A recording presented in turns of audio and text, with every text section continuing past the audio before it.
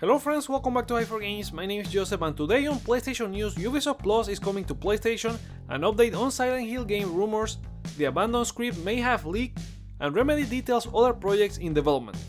Let's get into them. Ubisoft has announced that Ubisoft Plus will be launching on PlayStation in the future with more than 100 titles, additional content packs, and rewards.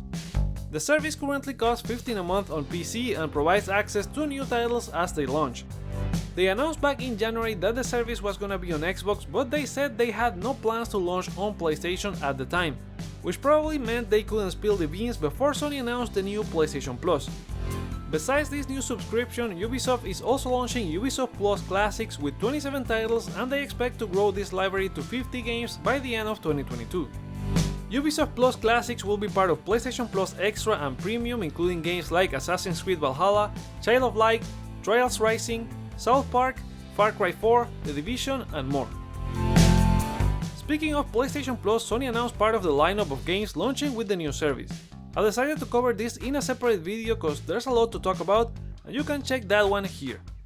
But to make the story short, the new PlayStation Plus Extra and Premium will launch with over 100 games confirmed so far, with more coming before the service launches and refreshed bi-monthly. Some highlights include Death Stranding, Spider-Man Miles Morales, Demon's Souls Remake, Returnal, Marvel's Guardians of the Galaxy, Dead Cells, The Artful Escape, and more. The Classics list is very short and has some of the leaked games like Siphon Filter, Tekken 2, Wolfworm Games, and others like Stardust Portable. Classics will see a new interface with the option to rewind, save states, and can see improved performance, but it seems no trophies. Game Trials will offer up to 2 hours of gameplay with saves and trophies carrying over if you purchase the full game.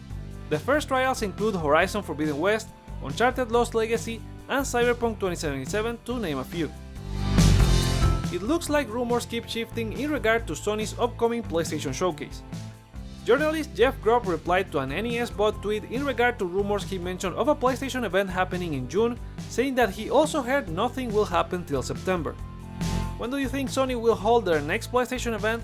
You can vote on the poll in the community tab.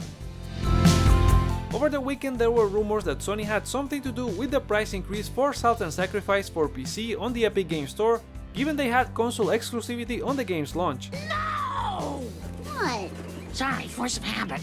SKA Studios has clarified the issue, saying that pricing was always intended to be the same on all storefronts at launch, and no platform holder demanded any changes to the price.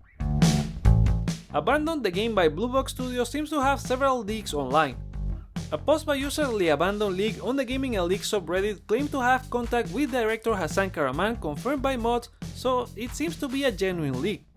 There was a video showing some mocap data and a screenshot of a wall plus a script of the game.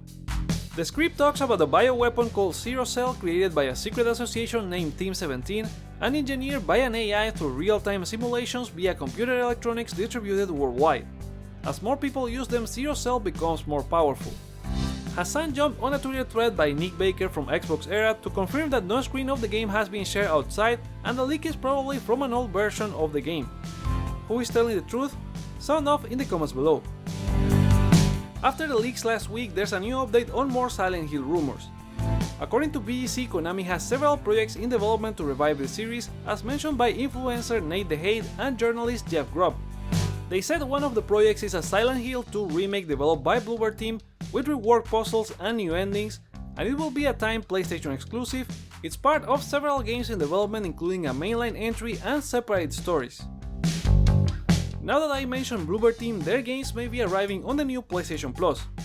A document that dates to April 18 was shared on Reset Era, indicating a significant license and distribution agreement with Sony Interactive, leading people to believe that games like The Medium, Layers of Fear, and The Observer could arrive on Sony's service at some point. None of them were on the launch list shared by Sony, but maybe they are part of the rest of the catalog or could arrive later in 2022. Remedy CEO Tero Bertala provided an update on the studio's upcoming projects in their financial results. Alan Wake 2 continues to be in production and taking complete form in some areas, still with a 2023 launch date. Project Vanguard, a co-op free-to-play game and their first entry into the games as a service space, seems to be making good progress in the proof of concept stage.